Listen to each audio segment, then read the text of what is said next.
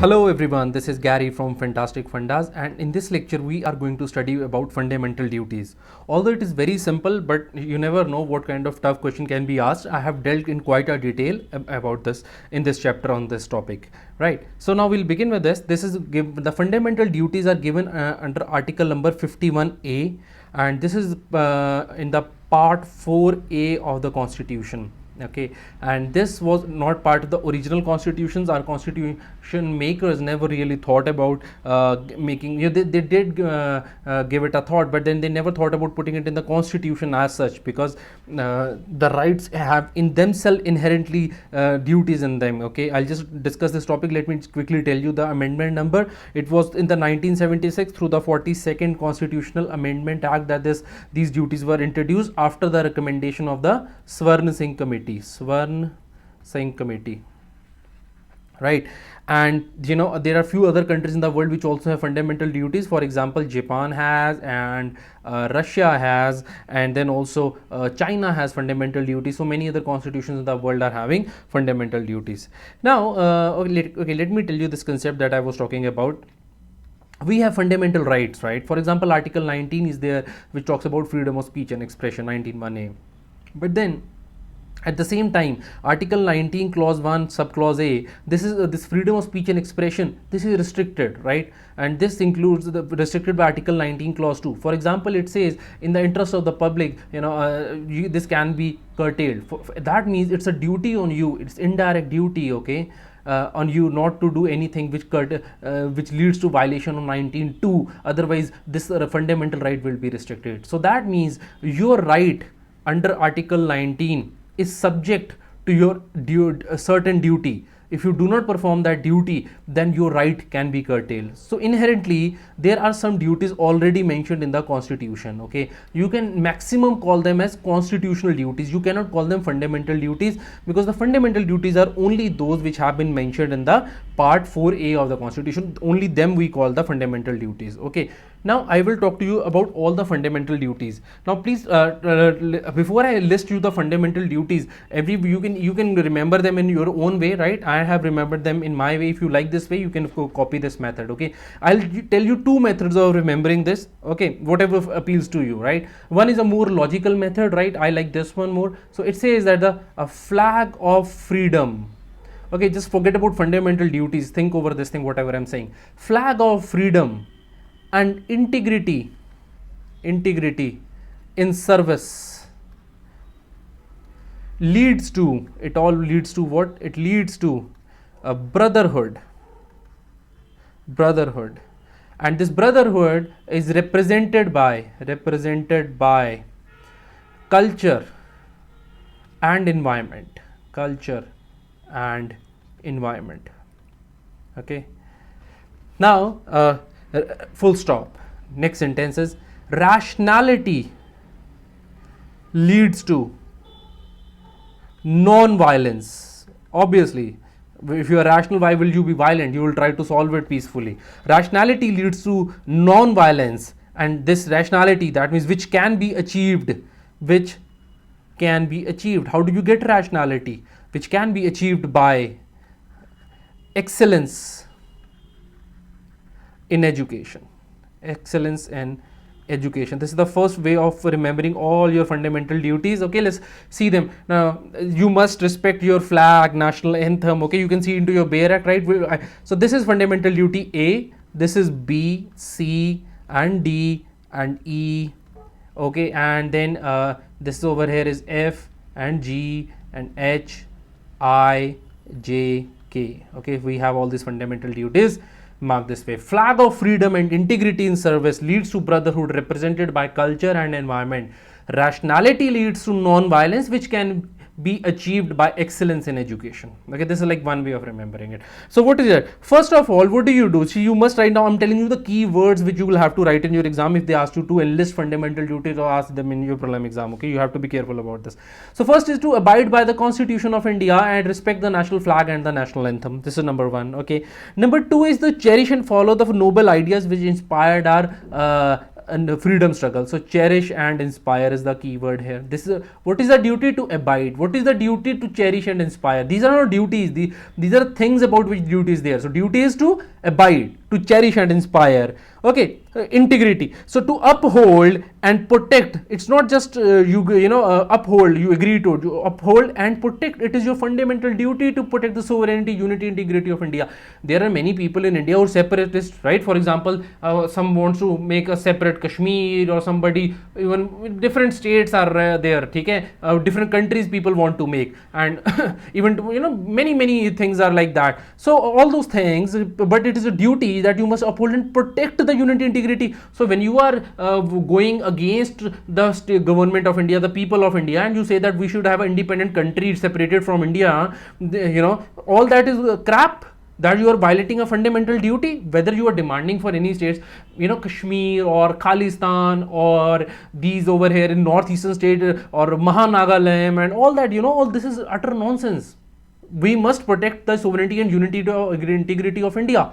Okay, so then uphold sovereignty, unity, integrity, and then to defend the country and render national service. So the issue is to see, not just to protect the unity, integrity, but you also give your service whenever required. So you defend the country and render national service whenever when called upon to do so. Brotherhood, see, we must promote harmony and the spirit of common brotherhood among all the people of India, and we should promote brotherhood on the religious, linguistic, and on regional, on various kind of diversity. This should be promoted. We should renounce and all the practices which are derogatory to the dignity of women. So this includes so many things. Okay, so this should be across the religions, right? Hindu, Muslim, Sikh, koi ho, Isai, sab, everyone is a bhai, huh?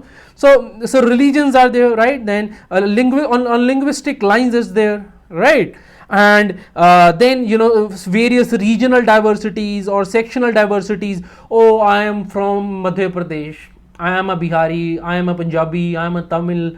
See, please understand, you might be whatever, but you are an Indian. That is the whole concept which is given in your fundamental duties. And very importantly, this duty also includes the respect and dignity of the woman, right? We must renounce practices which are derogatory to the dignity of women, right? So renounce the practice. So whenever you are writing an essay, an article, whatever on the woman, you must mention this fundamental duty. And very cleverly, what you can do when you are writing your answer, quickly count it. How will you count it? You will say, in article number 51, clause A, subclause. How will you count subclause of women? It is in the brotherhood. How do you count? You say count 1. Flag of freedom, 2. Integrity in service, 3, 4. Leads to brotherhood. Oh, you just discovered it's 5, A, B, C, D, E. So you say 51, A, clause E talks about protecting the dignity of giving up practices, renouncing practices which are derogatory to the dignity of women, giving up those. That is the way you can use all this thing. Okay, and then then there is culture. So we must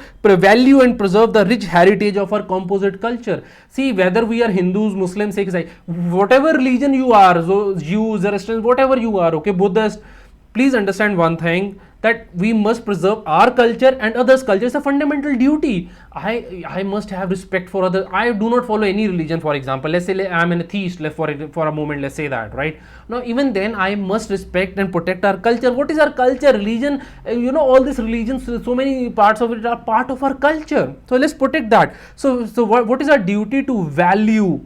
Number 1, we must value it. Second thing is preserve. How do you do this? Obviously, when you have tolerance towards everything, right? So value and preserve the rich heritage culture, heritage of our composite culture. Okay. Then comes environment. We must improve. We must protect and improve. So there are two things. We must protect and improve the natural environment. This includes obviously forests, lakes, rivers, wildlife. So whatever you can write in paper, forest, lakes, think over it. Can you visualize this in your mind? You're protecting these somehow. Forest, lakes, rivers, wildlife, right? And to have compassion for the living creatures. So it is your compassion. You must have compassion for living creatures. That is important, right? Then we talk about rationality. Though the word rationality is not there in the fundamental duties, but what I meant for rationality over here, it was the scientific temper. We must have. What do you mean by scientific temper? For example, all these caste practices in Hinduism or parda system in Islam, so many other practices, they are wrong. Okay, so we must be against those practices. See, somebody wants to follow them for their personal reason, they can do that. For religious person, do that, but it must not be enforced. That is the whole idea. Okay, this is my, with due respect to all the Muslims and Hindus and Sikhs and everyone, right? Please, this is what our constitution has to say, and this is more rational or scientific thing. But even then, if you want to follow, I do not suggest that, but it would not be a good choice. That is all I can say to you. Okay, according to at least our fundamental duty, which says that there shall be scientific temper, we should question everything. Even if Vivekananda is saying that, people saying that change the religion if it is not rational. Okay, humanism, we must have humanism. Okay, humanism, and then we must have spirit of inquiry. Okay, spirit of inquiry, even see, it can have various meanings, spirit of inquiry, right? But essentially it is that we should not believe in something without really seeing the fact. Okay, that is how it is. So next is non-violence. The what I meant over is we abjure violence. Okay, and we safeguard the public property. So what is the duty in this? We safeguard public property. Not that you go to public park and destroy it, or some of you going to some cultural place and putting your name and your lover's name over there.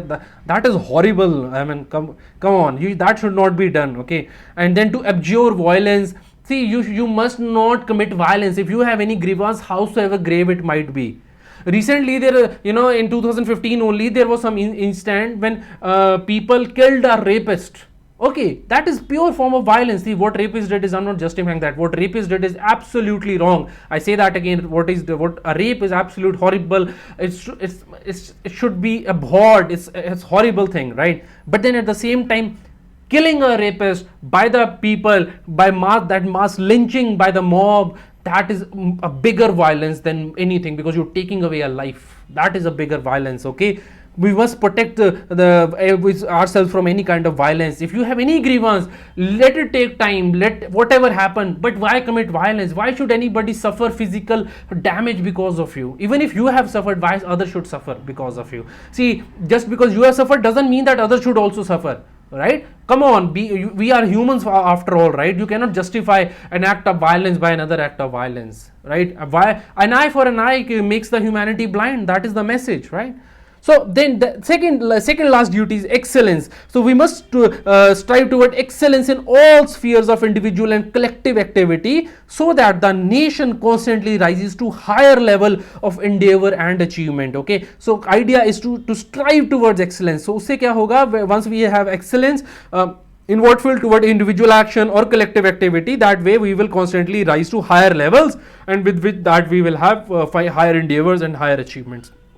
And this final duty related to education. Now this duty was inserted after amending the constitution. It was by the 86th Constitutional Amendment Act. Okay, 86th Constitutional Amendment Act. This was done in 2002. Okay, 2002. Now see, whosoever is a parent or a guardian, to provide opportunities for education to his child, or as the case may be, ward between the age of 6 and 14 years. You are a parent, or you are in responsibility of some child, right? Then you must send that child to the school if he is between the ages of 6 to 14 years, and not put him to work. That is our fundamental duty. Okay, this is how it is. So I hope you remember all these duties, right? Flag of freedom, integrity in service leads to brotherhood, represented by culture and environment. Rationality leads to non-violence, which can be pursued, which can be achieved by excellence in education. Okay, that is the formula. Now there's another way of remembering things. I'll just change the color if you want to remember that way. First, it is known as the as service by Hariharan sent public excellent education. Okay, this is nothing related to any of the asses that you might think, any kind of as, right? So this is as service bhai, right? Hariharan,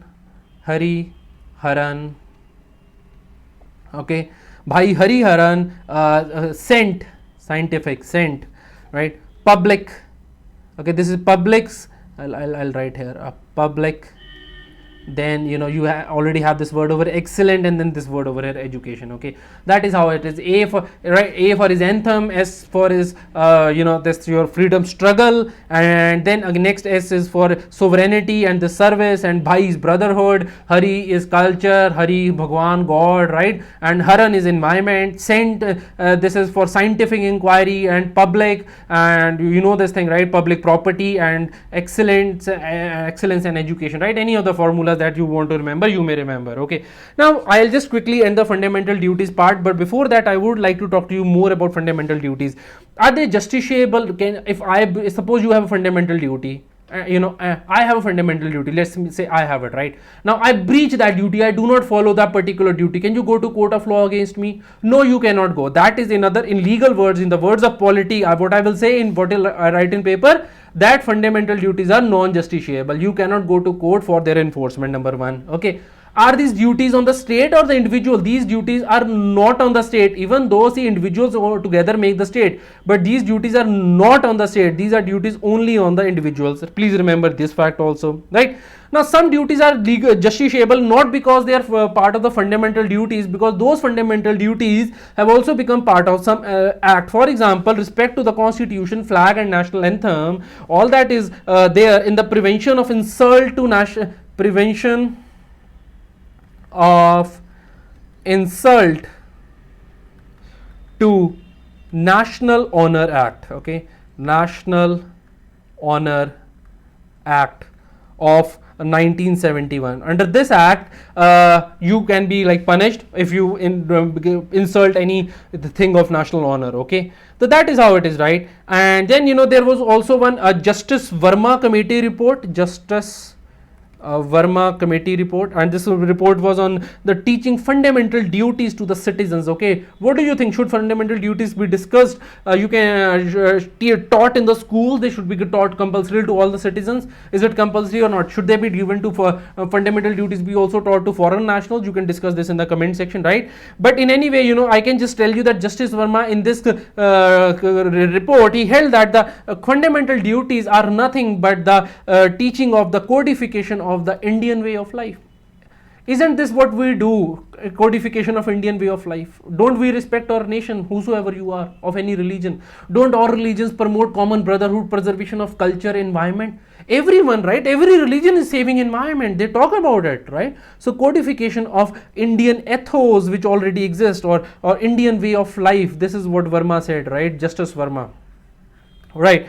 So, and then moreover, they like Justice Verma, he said that this was like this report was set up in 1999, okay, and given in 2000, right, 2000 this report came out, and it recommended that we need to reorient the approach to the school curriculum, right, and teachers and education programs, and we should incorporate fundamental duties in higher and professional education. So although it is given in many NCERT books at the opening of the page, not if anyone, hardly anyone read those duties. Okay, in fact, very rarely. I was once reading those duties. I asked my teacher, even my teacher was not aware. That is why people like Justice Verma say that this should be given to the higher education, professional education, technical education, everywhere it should be given. Basically not technical, he said. He mentioned about higher and professional education. Okay, I bet on it, not even 1%, right, maybe hardly 1%, less than that, maybe people of population of India can recite fundamental duties. They cannot even mention. But after remembering that formula which I just shared with you, flag of freedom, integrity in service leads to brotherhood represented by culture and environment. Rationality leads to non-violence, which can be promoted by excellence in education. If you remember this, you will remember these fundamental duties for life. Or you can also say that as service by Hari Haran, sent public excellent education, right? Those are the two formulas. You can make your own formulas, and I would be glad if you put your formulas for remembering fundamental duties in the comment section. Okay, that is how it is, right? Now what has Supreme Court got to say about the fundamental duties, right? Supreme Court has directed the center basically to enact a law for the enforcement. What has Supreme Court say? Law for the enforcement of the fundamental duties, as was suggested by the Justice Verma committee report also. So Supreme Court has said whatever Justice Verma committee has said, that should be implemented, and law should be made to make the fundamental duties compulsory, right? Now some of them are compulsory through various laws. For example, related to environment, you have to protect your environment. Various Air Act, Water Act, all these are promoting environment. Okay, they are saving environment. There's all partially they are there, right? And then once there was also there was one judge of Supreme Court. His name was Rangnath Mishra. Okay, Rangnath Mishra. Okay, let me just write his name properly for people who do not understand this name. Rangnath Mishra, right? And he was the former Chief Justice of India, Rangnath Mishra. Now what happened that he wrote a letter to the Chief Justice of India, and then he asked the apex court to issue necessary directions to the state. He was seeking directions from the Supreme Court, to the state, right, to state to educate to citizens. क्या करे, to पढ़ाए सबको जाके fundamental duties के बारे में, ठीक है, to educate the citizens in the matter of fundamental rights, so that इससे क्या होगा, there would be a balance between rights and duties. This is how what he was suggesting, right? And in fact Supreme Court of India treated this letter of Rangnath Mishra as a writ petition. So this kind of jurisdiction of the Supreme Court is called epistolary jurisdiction. Okay, epistolary jurisdiction, right? So under this jurisdiction, Supreme Court accepted that letter, where letter is treated as a writ petition, right? And the court appointed some lawyer as amicus curiae. Court appointed a particular lawyer as amicus curiae. Amicus curiae means that C-U-R-I-A-E. A lawyer is appointed who is known as amicus curiae. Simple English is friend of the court. So he assists the court in coming on to the decision. Okay. And then after the Justice Verma committee report, there was also National Commission to review the working of the Constitution. National Commission to review the working of the Constitution, NCRWC, which came in 2002. It recommended the implementation of the Justice Verma committee recommendations. Okay, so whatever he suggested, and the commission said that the first step is that we should first was one thing was Verma report should be implemented. Number two, that we should sensitize people about the fundamental duties. We do not know even the fundamental duties. Okay, that is how it is. So for further thing, again I will say it is a fallacy to think that we do not have duties if there are no fundamental duties. अगर fundamental duties नहीं होंगी तो ये नहीं कि हमारी duty नहीं है. We still have duties without fundamental duties, but the fundamental duties are those which are very fundamental, very basic, just like fundamental rights are very basic. Okay, you have to interpret that way. Okay, and sometimes even the fundamental rights, as I told you, they are imposing duty. For example, the duty not to indulge in begar, or that the kind of discrimination or untouchability, practice of untouchability are prohibited. So and a fundamental right like this, that there should be no untouchability, is more of a duty than a fundamental right even. So we have a fundamental duty lying inside the fundamental rights already, right? If you do not know this fundamental right, please go to the earlier lectures on fundamental right and you can see it there, right?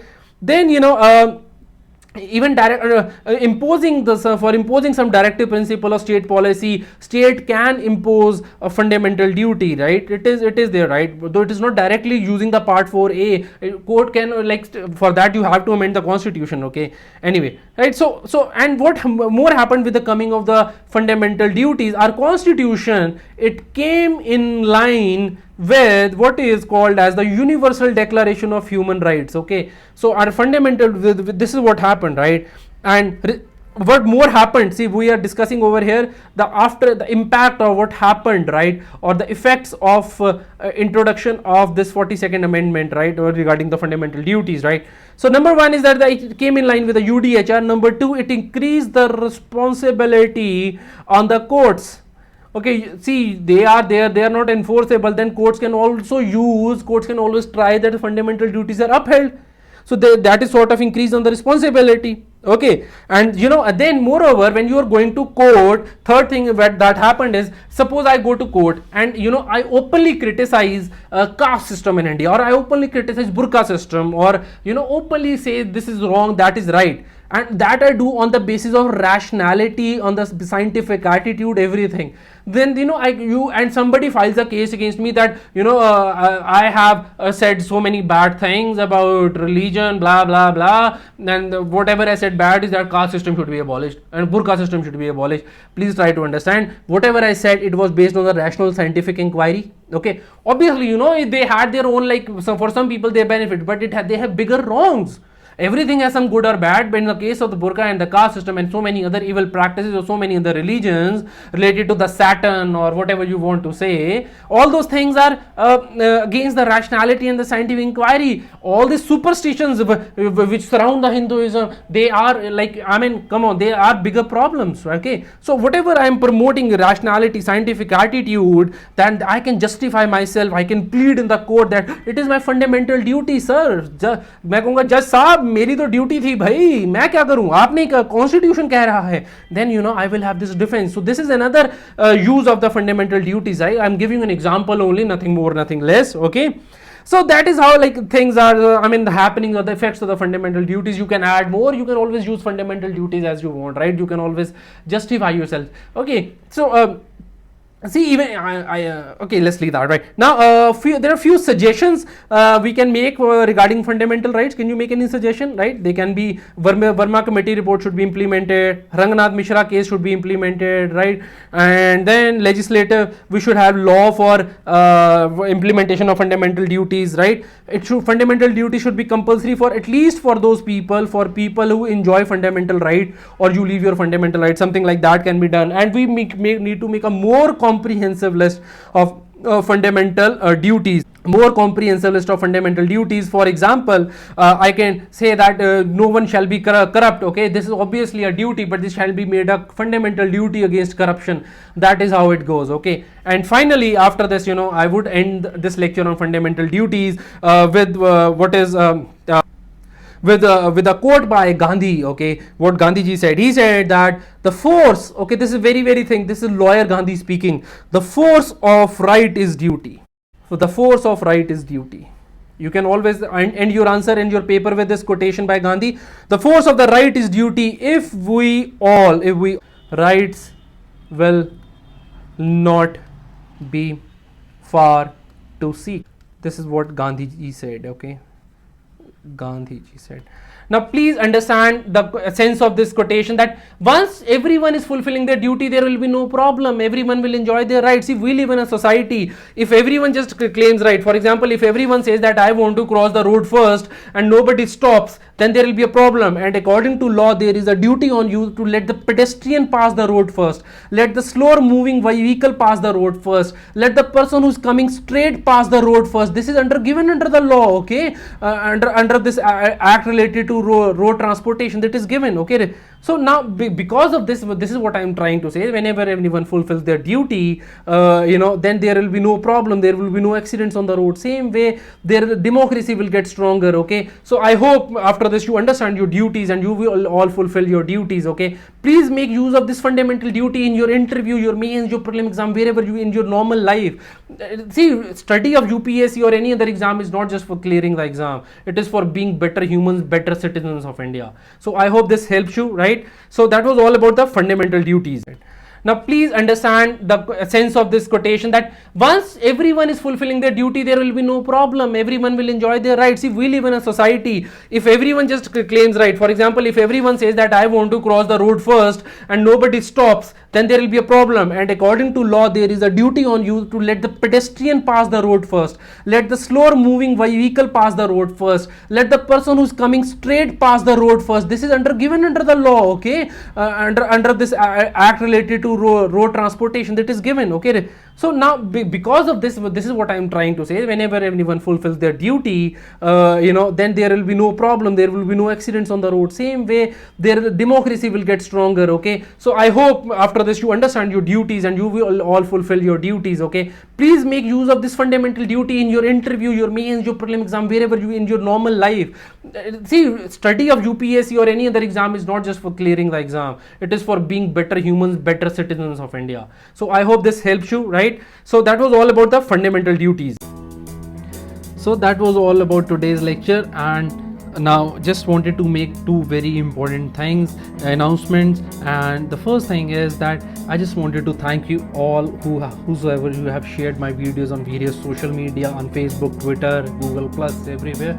thank you so much from my heart, and it is my humble request that you please keep on sharing this video in future also. जिन्होंने आज तक नहीं share की, if you really like the video, it's my humble request, please share it with others. That gives me encouragement to make better videos and ज़्यादा videos, and I can cover ज़्यादा subject अगर आप इस video को share करते हैं. And second thing is that this is for your own benefit. If you really like these videos and you want that updates about the new videos should come into your mailbox, you can subscribe to us. You can see the subscribe button over here. You can click on us and videos will come right into your email box. आप हमें subscribe कर सकते हैं. अगर ऐसा करते हैं तो वीडियोस डायरेक्टली आपके मेल बॉक्स में आ जाएंगी. बस इतना ही कहना है. That is all, and thank you for watching the videos.